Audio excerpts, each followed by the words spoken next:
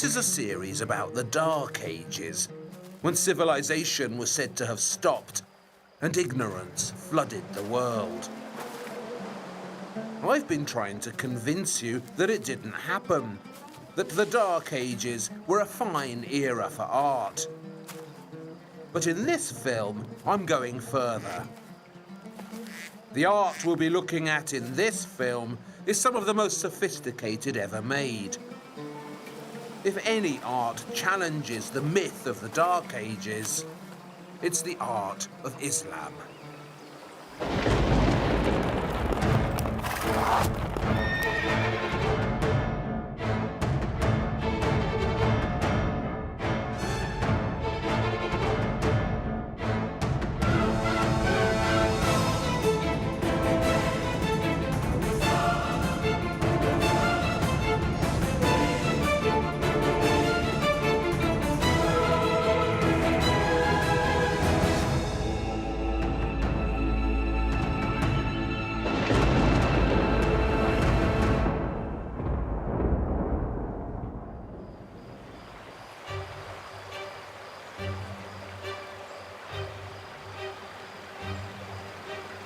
This is Cordoba in Spain. That's the great Mosque of Cordoba up there. And this handy little Dark Age gadget is an astrolabe. Some people call this the first computer. And what this thing does is calculate exactly where you are by using the stars. Islamic stargazers perfected the astrolabe in the Dark Ages to work out the direction of Mecca. So they always knew which way to pray, and it filled their art with cosmic patterns. Later on, I'll be showing you how to use one of these, I hope. But first, we need to travel back in time to the beginnings of Islam, to the first fascinating creations of Islamic art and architecture. So right now, we're here in Cordoba, in Spain. But to go back to the beginnings of Islamic art, we need to go right across the Mediterranean to here. Jerusalem, the heart of the religious Dark Ages. What huge dramas have been enacted here? What important art has been created? Most of it's gone, unfortunately, but not all of it. Some of it has survived. Notably, that magnificent golden dome on the horizon, the Dome of the Rock. It's one of the most significant buildings ever put up. A piece of architecture that changed history. You couldn't really ask for a more dramatic location, could you? And if you think it looks good from up here on the Mount of Olives, just wait till we get closer. Mohammed died in 632 AD, and for the first 50 years or so after his death, Islam was preoccupied with conquest. The speed at which the Islamic Empire expanded was remarkable. In just a few decades, it went from nothing to gigantic. It was the most dramatic, most aggressive, and fastest feat of empire building the world has seen.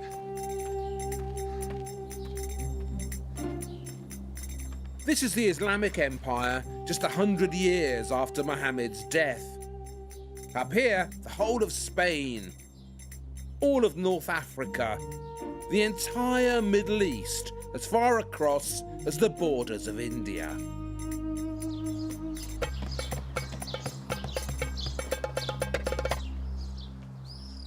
But all this astonishingly successful conquest didn't leave much time for art. Almost nothing survives from the first years of Islam. Clearly, art wasn't a priority. And then, out of nothing, as if by magic, this appears. The Dome of the Rock. Nothing in Islamic art prepares us for this. It's just suddenly there, a definitive Islamic creation seemingly conjured out of thin air. It's like a flying saucer or something that's landed out of nowhere.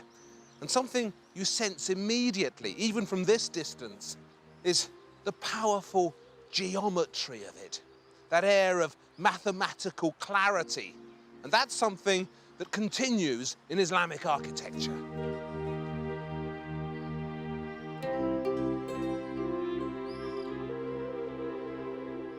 As you can see, it's an octagon. It's got 8 sides. And octagons have a special symbolic presence because they combine the geometry of a circle with the geometry of a square. I'll show you. If I draw a circle here,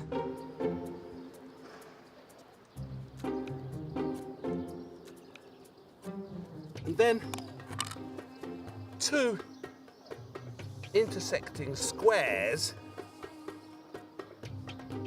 here and here, the shape they form, the shape in the middle,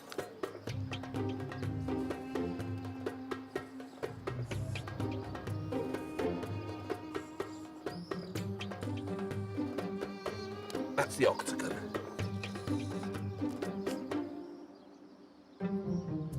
The octagon is a surprisingly popular Dark Age shape, with powerful sacred meanings. If the earth is a square and heaven is a perfect circle, the octagon is a symbolic bridge between the two. All the proportions of the Dome of the Rock are meaningful. So these walls here, the walls of the octagon, each of those is about 20 meters long.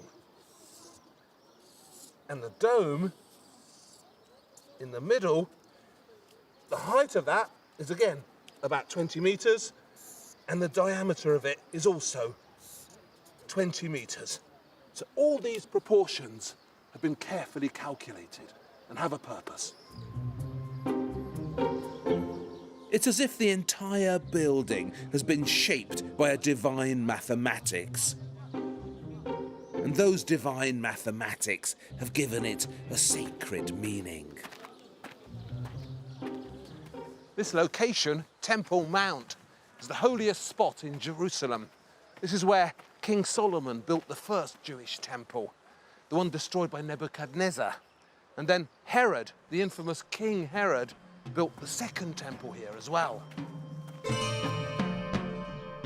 Herod's temple was made entirely from white marble and was so huge it covered 67 acres of this sacred location. So grand, so pompous, and to my eyes, so inelegant. So the Dome of the Rock sits on layer upon layer of crucial religious history.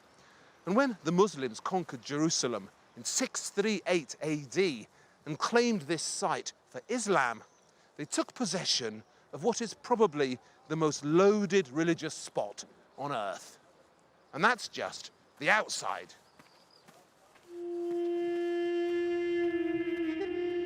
For me, this mysterious interior is one of the most atmospheric achievements of the Dark Ages. There's something so haunting about the way the light works in here. The shimmer of the mosaics, the whispers of the calligraphy.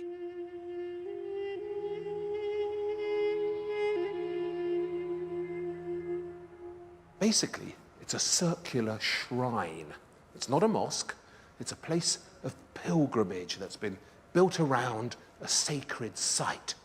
And the site it's all been built around is the site of this holy rock here.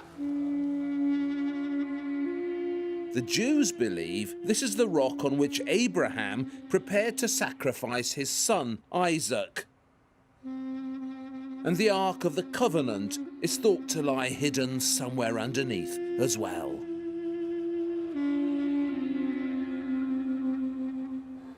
Islam has a different tradition. Islam believes that this is the holy rock from which the Prophet Mohammed set off on his great night journey to heaven. The angel Gabriel came to visit Mohammed in Mecca and brought him here to Jerusalem. And from this rock, the Prophet ascended to heaven, and there, in paradise, he met God, and God instructed him on the Muslim duty of prayer.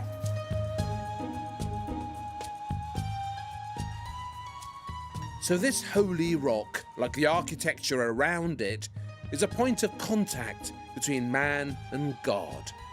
And that's the religious message of the whole building. If you saw the first film in this series, you'll recognize this shape, because we've seen it before. This type of encircling architecture built over a precious site is something we found in the round churches of Byzantium. Remember San Vitale in Ravenna and Santa Constanza in Rome. The Muslim Caliph Abd al-Malik, who built the Dome of the Rock, was deliberately taking on the architecture of the Christians. This round shape, the proportions, none of it is an accident. Abd al-Malik also added an explicit inscription which runs all the way round and which gives the date in which the dome was finished, 691 AD. And it also includes a stern message to the Christians. "O you people of the book," it says, meaning the Bible, "Jesus is only a messenger of God. God is only one God." It's a deliberate challenge to the Christians. Jesus is just a prophet. There's only one God, and gods don't have sons. This entire building is taking on Christianity. Look at that. From floor to ceiling, it's covered in the most exquisite mosaics. Gold and green. There's a palm tree and these beautiful jeweled crowns. And all the pieces of the mosaic are set at different angles, so they reflect the light differently at different times of day. And all these glorious mosaics are intended to evoke a vision of paradise. When you look there in paradise, says the Quran, you will see delights that cannot be imagined.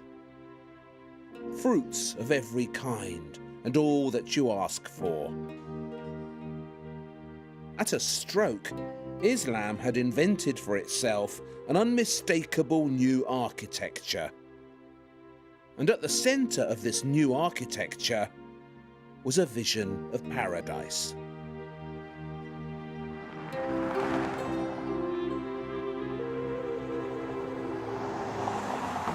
The Islamic paradise is a green and verdant alternative to the harsh desert landscape in which Islam was born. These are lands where water is precious, and so is hope. Just a few years after the Dome of the Rock was finished, the Umayyad caliphs in Damascus gave the world another wonderful Islamic structure. The Damascus Mosque. I think it's one of the most exciting buildings I've ever been in. And look what's on the walls. Inside the fabulous Damascus Mosque, the Umayyad caliphs set out actually to describe paradise and to surround the Islamic pilgrim with delightful and irresistible visions of it. It's one of Islam's most dramatic artistic moments. These are the joys that await us in heaven. These are the beautiful cities in which we'll live. And this is the water, the cool and endless water that we will drink.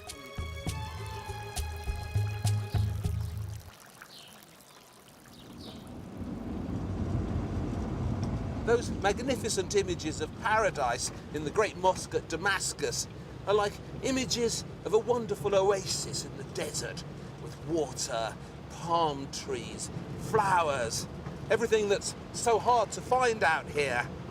And the Islamic paradise promises so many pleasures in the next life to the true believer. All you can drink, all you can eat, and all you can dream of.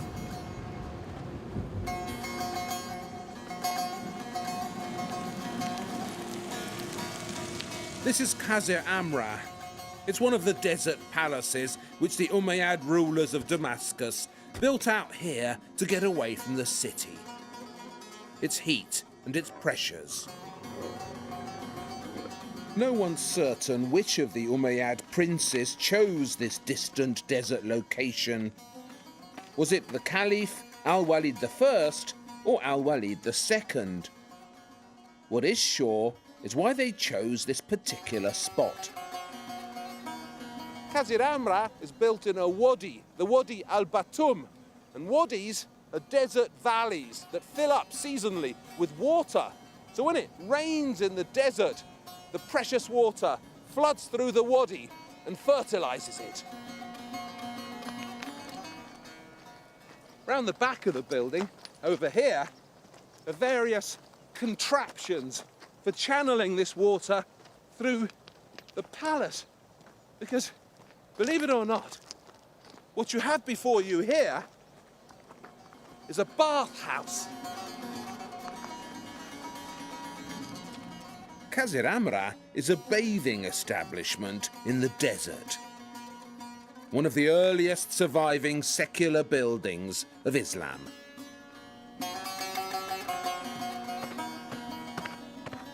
The reason we've driven all this way across the desert to find it is because this fabulous bathhouse in the sands has something remarkable inside it. Something you'd never expect to find here. Floor to ceiling Islamic frescoes. A troupe of acrobats gives a busy performance. And there's a bear strumming a lute. There's so much going on in here. And a group of statuesque female dancers show off their figures and their beauty. The dancing girls are particularly surprising. We're just not used to Islamic imagery as abandoned as this. But it's important to remember that this is just as old and just as traditional as everything else we've seen. This too is a precious Islamic heritage. A negative way to understand Qasr Amra's remarkable frescoes is to see them as signs of moral relaxation. Away from Damascus, deep in the desert, a wayward Umayyad prince is indulging an appetite for wine and music and women. But I don't think that is what it's about. If we go back to the many descriptions of paradise in the Quran, there are constant references to the pleasures available there. Rivers of wine served in crystal cups, beautiful flowers, beautiful jewels, and beautiful girls. For the righteous, says the Quran, there shall be gardens and vineyards and high-bosomed virgins for companions, dark-eyed and bashful, as fair as corals and rubies. Inside here is the Caldarium, the hot room. And in here, the Umayyad prince would soak himself in hot water, heated up by all those gubbins we saw outside. And as he lay here in his bath, the Umayyad prince would stare up at the dome, where he'd see something wondrous, an evocation of the stars at night. This is the earliest known Islamic star chart painted onto the dome at Qasr Amra. Around the edge are the 12 signs of the Zodiac. And in the middle, frescoed representations of the constellations. The Great Bear, the Little Bear. What a thing to find in an 8th century bathhouse, a fabulous image of the heavens at night above your head. It's as if someone's taken the roof off the dome and looked out into the sky at night in the desert full of twinkling stars. What a beautiful idea.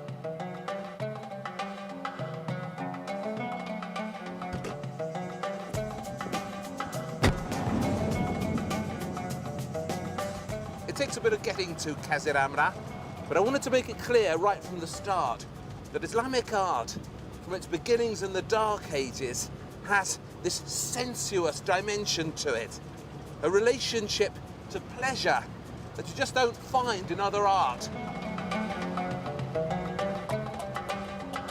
Scattered across this great Syrian desert are the remains of fantastical Umayyad palaces, filled once with beautiful mosaics and marvellous colonnades.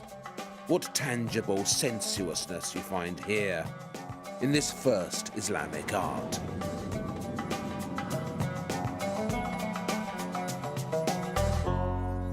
These 8th century desert palaces must once have been filled with the accoutrements of pleasure, vases, hangings, plates and cups, almost all of which have disappeared. But in 1986, here in Jordan, they dug up this. It's an 8th century Islamic brazier, and it gives us a tiny hint of what life was like in the Qasr bathhouse.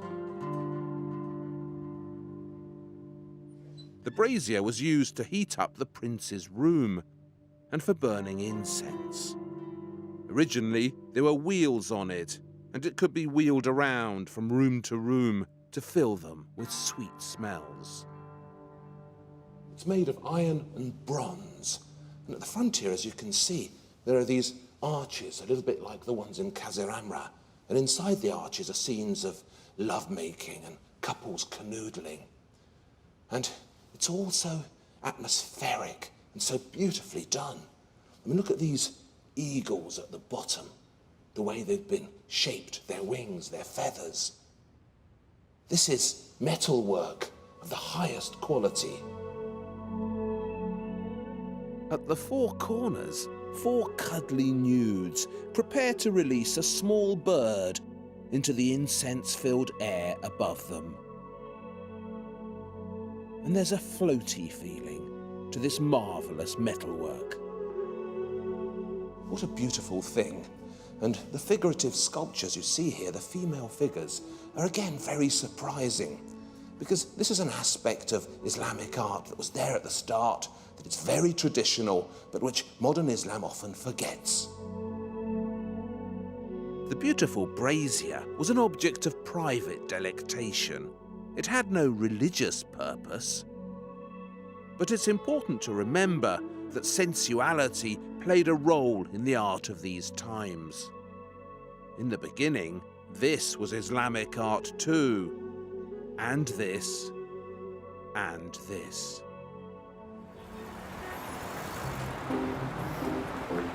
When joy was called for, Islamic art inspired great joy. And when sobriety was more appropriate, it achieved great sobriety. This is the finest early mosque in Cairo, the Mosque of Ibn Tulun. I like everything about it, but most of all, I admire its architectural seriousness.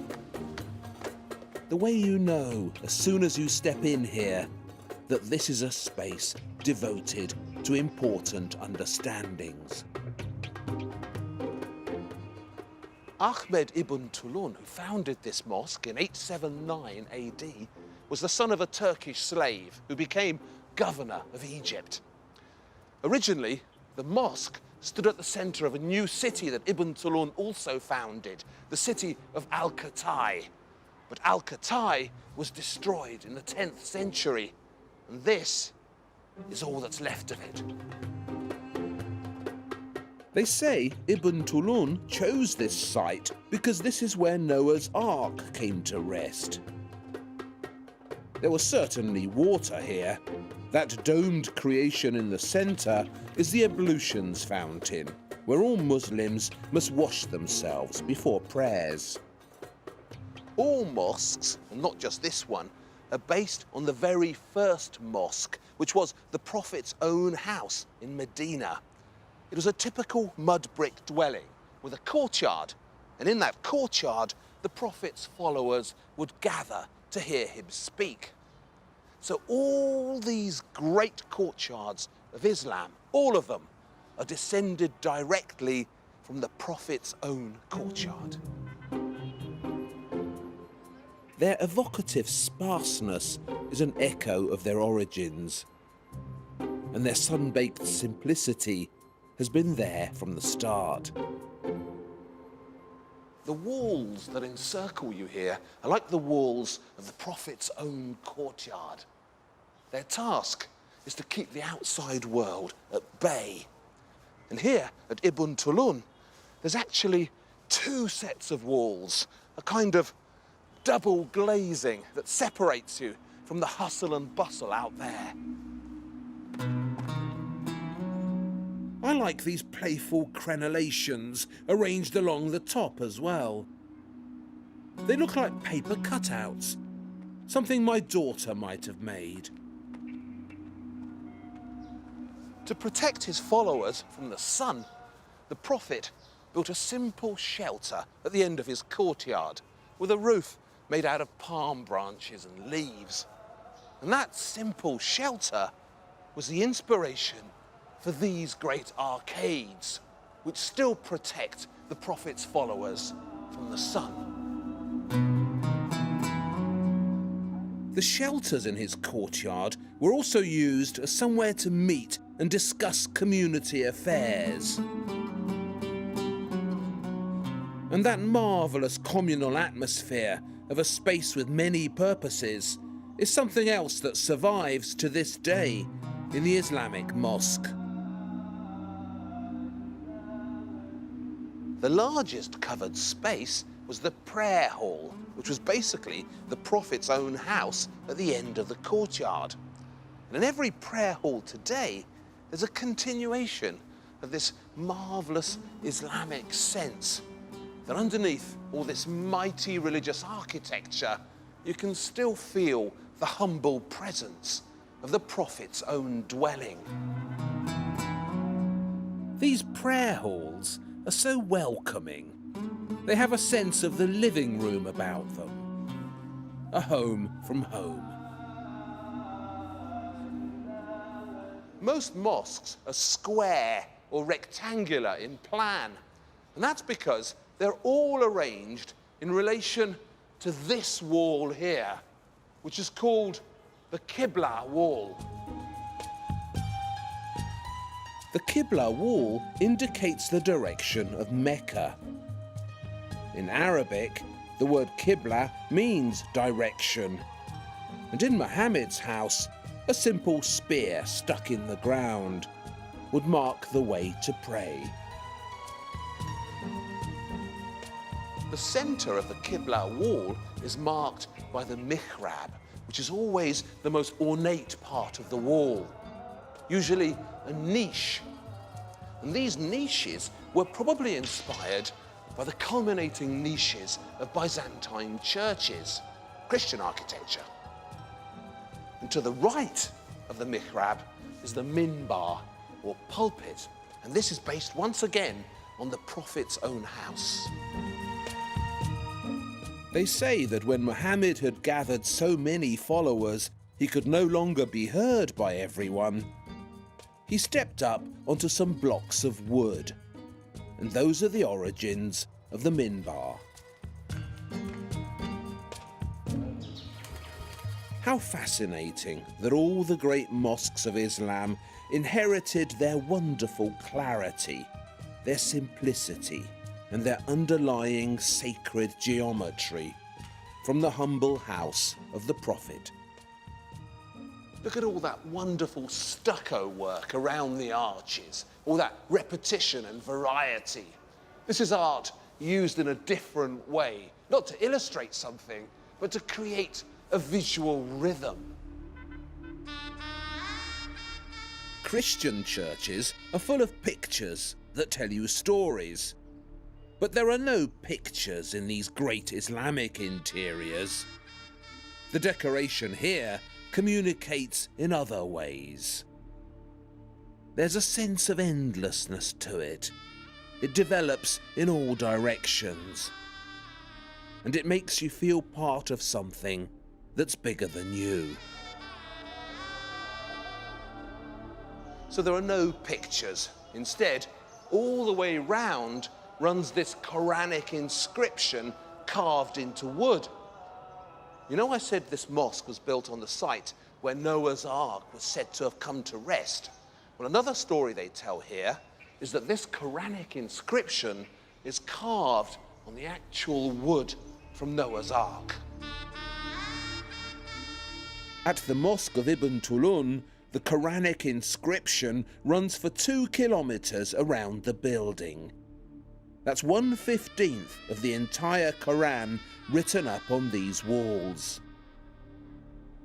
This is the word of God in its most sacred and purest form. The power of the word is one of the great creative obsessions of the Dark Ages.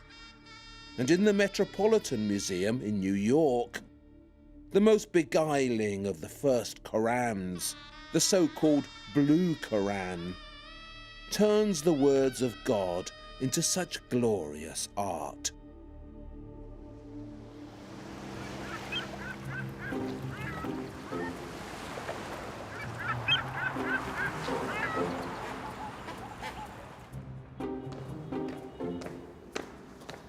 Don't know if you remember the building of the Aswan Dam in the 1960s. It was rather controversial. The president of Egypt, President Nasser, joined up with the Russians to build a dam across the Nile, and various archaeological sites were lost forever or had to be moved to new locations, stone by stone. All sorts of ecological disasters were predicted for the dam, most of which haven't happened. The conquest of water was another of Islam's great achievements in the Dark Ages. In Cairo, the Nile would overflow its banks every summer, and the agriculture of the entire Nile Delta depended on the success of this fertile flooding. Thick black silt, rich with nutrients, would be deposited across the floodplain, ensuring a splendid harvest. That was in the good years. In the bad years, the levels were either too low, which meant disaster, or too high, which also meant disaster. The Aswan Dam was built to control that process. So, you might wonder, what did they do before? In Islamic times, they used this, the celebrated Nilometer of Rhode Island on the Nile. Opened for business in 861 AD, it's one of the oldest Islamic monuments in Egypt. And what dramatic evidence it offers of the aquatic brilliance of Islam's engineers. What this thing does is measure the height of the Nile flood. It's basically a big well sunk some 10 meters under the level of the river. In the middle is an octagonal marble column, a kind of giant ruler, which, as you can see, is marked off at different heights. The measurements are in cubits, and 1 cubit is about half a meter. So around 16 cubits is the perfect flood, fertile, controllable. Below 16 cubits, there's not enough water, so famine conditions ahead. And higher up, once you get past 19 cubits, That's really bad. A catastrophic flood. The Islamic authorities in Cairo used the great Nilometer to calculate their annual tax demands. The perfect flood meant perfect profits ahead. Thus, this brilliant piece of design was an early Islamic alternative to the pocket calculator. Before they built the Aswan Dam, these tunnels here led off into the Nile at 3 different levels. So if they weren't closed off now, I would be underwater. And look at those pointed arches above the tunnels. I mean, that's pure Gothic, 400 years early. The Nilometer was designed by the famed Persian astronomer Abul Abbas Ahmed ibn Mohammad ibn Kathir al-Faghani, better known to us by his Latin name, Alfraganus. Alfraganus's most famous achievement as an astronomer was calculating the diameter of the Earth. Copernicus was said to have used his results. And there's even a crater on the moon named after him, the Alfraganus crater. But it isn't just science that created this, and it isn't just commerce either. All the way round, there are also these beautiful Quranic inscriptions in a lovely Kufic script. Thou seest the earth barren and lifeless, it says at the 17-cubit mark. But when we pour rain on it, it is stirred to life. At the Nilometer in Cairo, science, commerce, and faith have combined in a uniquely Islamic fashion to create a technological wonder. This entire series is about how the Dark Ages weren't dark. But sometimes I should just shut up and let you see the proof for yourselves, because it couldn't be more obvious.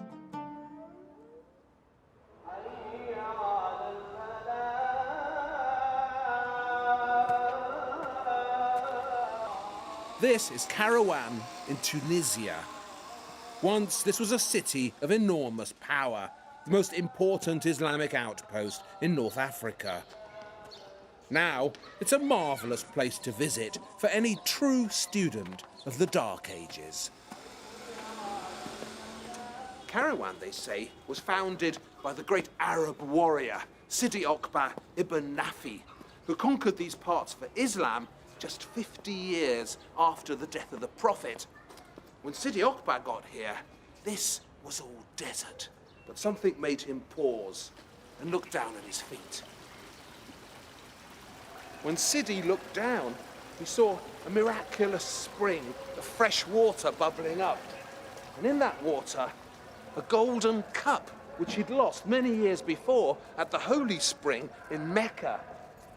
The underground waters seemed to have carried it here, so it was clearly a sign. And on this holy spot, Sidi Okba founded Kairouan.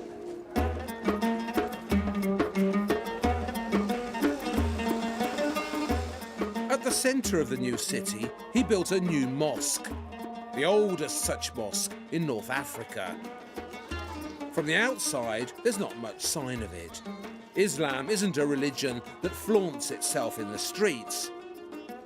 But when you get inside, into the great courtyard of the Sidi Okba Mosque, what a powerful sight awaits you. Another practical use for these great mosque courtyards, particularly here in Kairouan where it's so dry, is for collecting water. When it rains, all the water is channeled down here to the centre. And see these decorative openings? They actually have a practical purpose. When the water flows through them, all these arabesques, they actually filter out the impurities, the dust, the feathers. And then the water, pure and clean, is saved below in 2 giant cisterns, so all of Kairouan can make use of it. Because it was built from nothing, Kairouan is a particularly pure Islamic city. There are few traces here of the Romans or the Vandals or the Byzantines. In Kairouan, Islam started from scratch.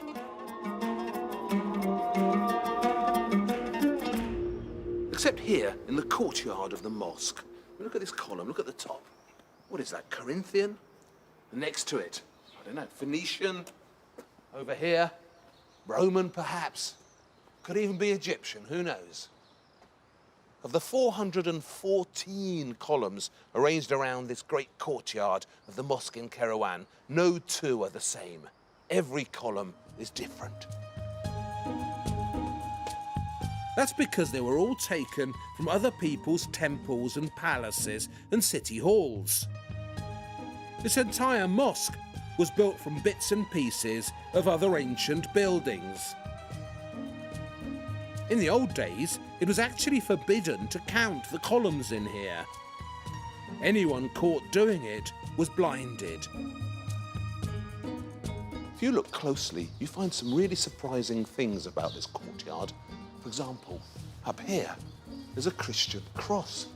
So this column must have come from a Byzantine church. But through some miracle of architectural power, despite all this busy borrowing, the end result is an unmistakable sense of Islamic unity.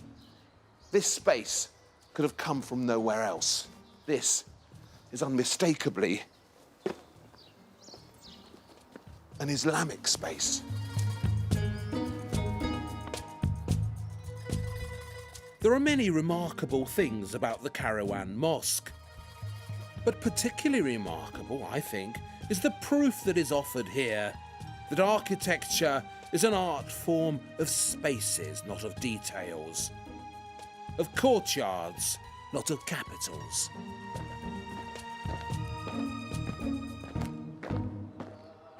See the tower here? It's got these slabs of stone at the base with Latin inscriptions on them. See this one here? It's upside down.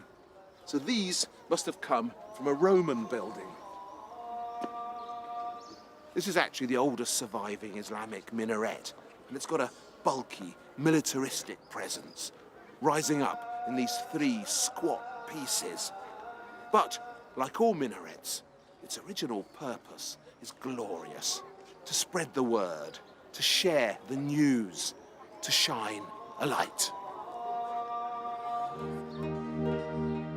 The minaret is one of the defining Islamic achievements of the Dark Ages. Islam did much that was inventive and progressive in architecture, but in its minarets, it surpassed itself. This word minaret comes from the Arabic manara, which means lighthouse, and that's its function, to be a beacon of hope, to offer safety and protection. And of course, the faithful were called to prayer from up there. In the very first mosque, built by Mohammad, the faithful were called from the rooftops. But as cities got bigger, mosques got bigger, you needed somewhere higher up from which to broadcast the faith. And look what inventive shapes were found for this conquest of the sky. This is the minaret of the great Mosque of Samarra in Iraq. Its nickname, for obvious reasons, is the snail shell. No one else in the Dark Ages built anything as aerially ambitious as this. And it wasn't just the mosques. This extraordinary brick masterpiece in Iran is the tomb of the Zirayad prince, Qaboos ibn Vashimgir. It's 1,000 years old, but looks like something the Bauhaus might have come up with, don't you think? Inside, Qaboos had himself suspended at his death in a coffin of pure rock crystal. What a thrilling Islamic conquest of the heavens.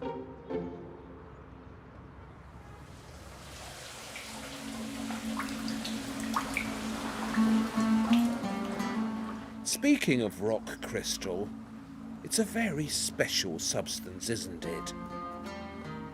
According to the Quran, when the chosen arrive in paradise, they'll be given drinks of ginger, served in goblets of crystal.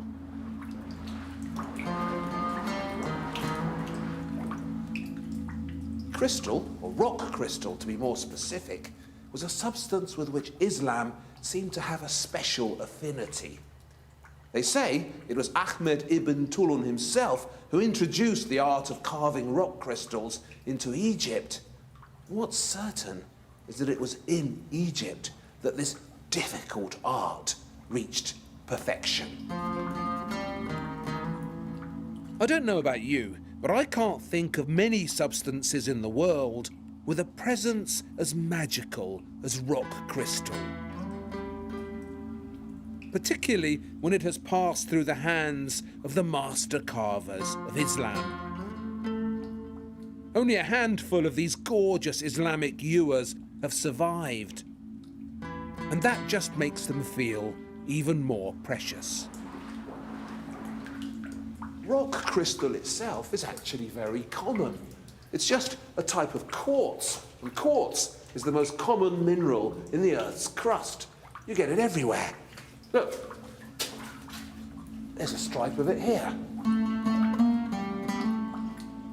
What isn't common is pieces of quartz so pure and perfect and transparent that they satisfied the demands of the great crystal carvers of Islam. No one has ever carved rock crystal more finely than this. What they'd do is find a perfect lump of crystal and shape it on the outside, and then begin hollowing out the inside. And they'd hollow it further and further and further, till in the very best Islamic art, the walls of the crystal were only a couple of millimeters thick. Now that was unbelievably difficult. The shimmering images carved into these gorgeous crystal ewers would transport the drinker to paradise. Hunting scenes, flowers, beautiful birds, so crystal clear that none could resist them. And it wasn't just Islam that saw something magical in this rock crystal. In Ireland, when Ireland was still pagan, they used to put pieces of rock crystal at the entrance of the burial chambers. And in Egypt, they carved it into perfect spheres, which apparently kept your hands cool when you touched it. And of course, it was used for telling the future. And it still is.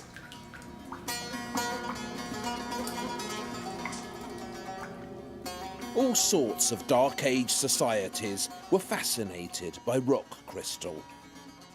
The Roman naturalist Pliny the Elder believed that rock crystal was actually frozen water, trapped for eons under the glaciers. Even the early Christians worshipped it. For them, rock crystal had a natural relationship with divine perfection. So they put it on the outside of their reliquaries and up in their golden crosses, where its perfect presence seemed somehow to connect them to God. Christian rock crystal has a different feel to it.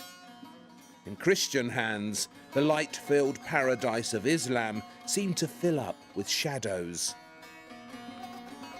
With Christian rock crystal, the Dark Ages are what you expect them to be. Mysterious, spooky, and talismanic.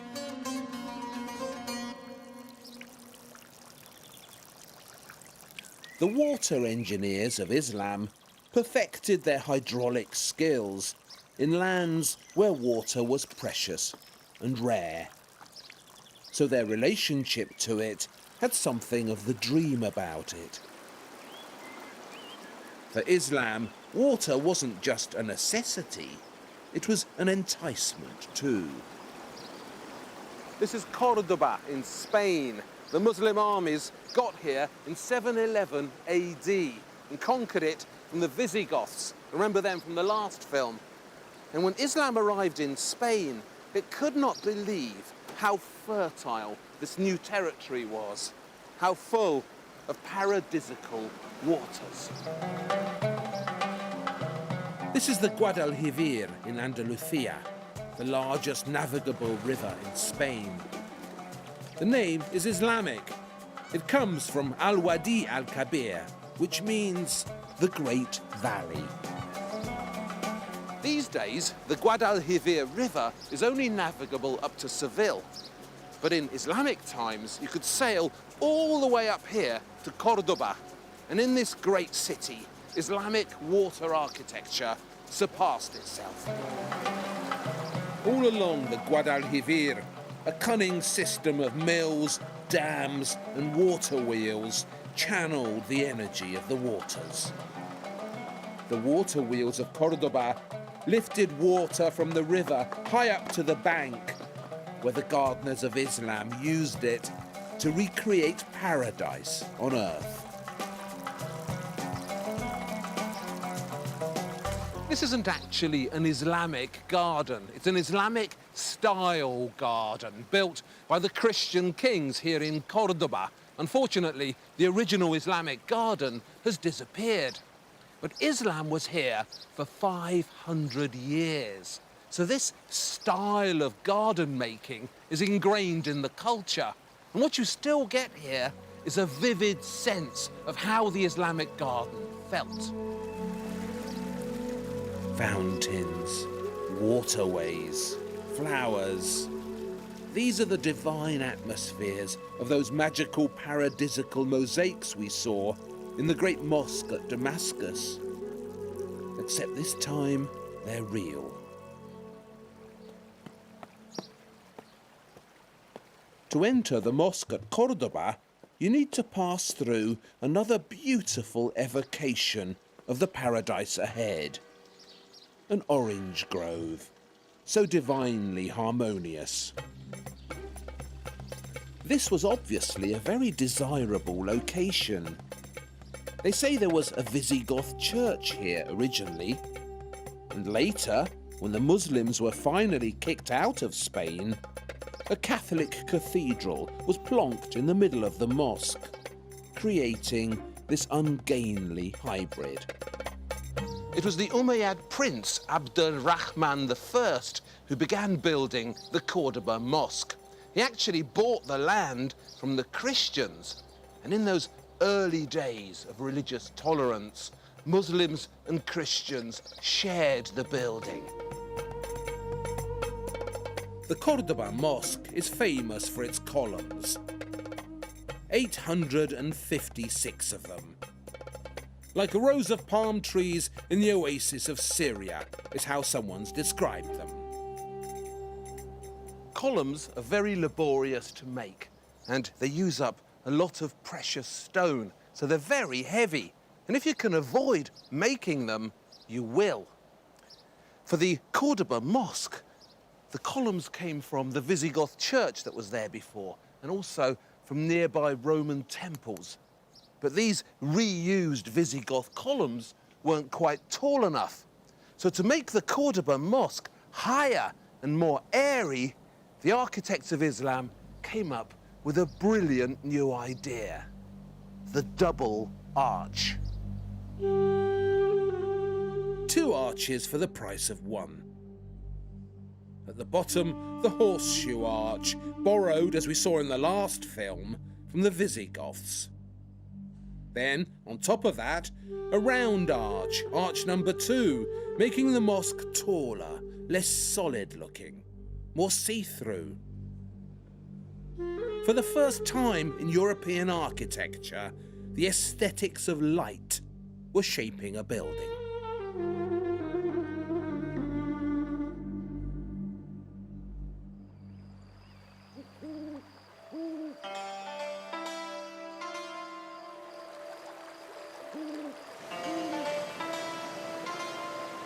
Do you know, Cordoba, when the Muslims were here, had 500,000 people living in it.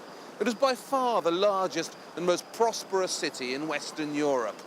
And all of those inhabitants had running water. They had toilets that flushed, street lamps.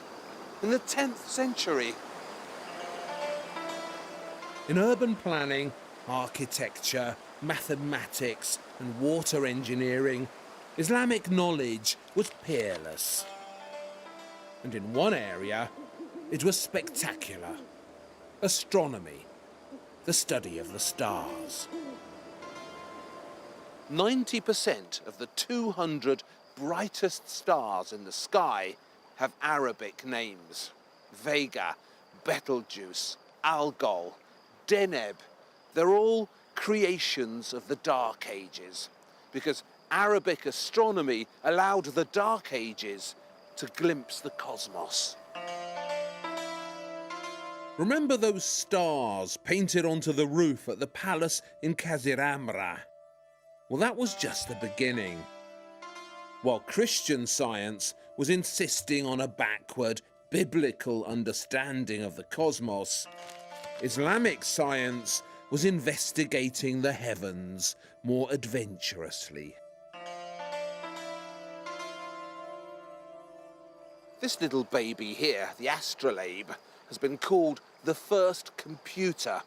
It was developed to pinpoint the direction of Mecca.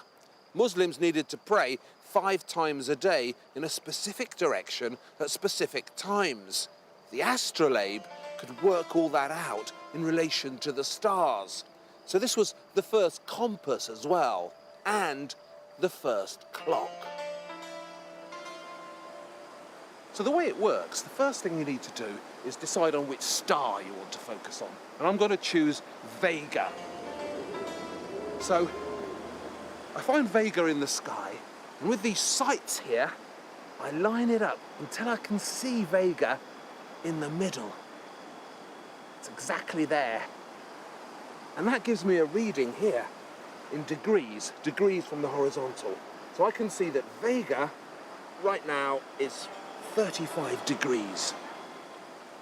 So the next thing to do is to set the date, measured of course in the old-fashioned way, in phases of the Zodiac. Right now we're in Gemini, so in fact we're in the 15th degree of Gemini. About there, otherwise known as the end of May. So this is basically that in diagrammatic form. And whatever is true on here is also true out there. So I know the date, I know where Vega is. So, with the help of this handy Dark Age sat-nav, I can finally work out where I am. It was Alfred Gainus, the multi-skilled designer of the Nilometer in Cairo, who undertook the first great Islamic exploration of the stars. He was followed by many others. Without Islamic science and its sensuous delight in the cosmos, perhaps this really would have been a dark age. With Islamic science, it was anything but. In the next film, we'll be heading north to celebrate those fine craftsmen, the Vikings, and to investigate those particularly skilled jewelers of the Dark Ages, the Anglo-Saxons.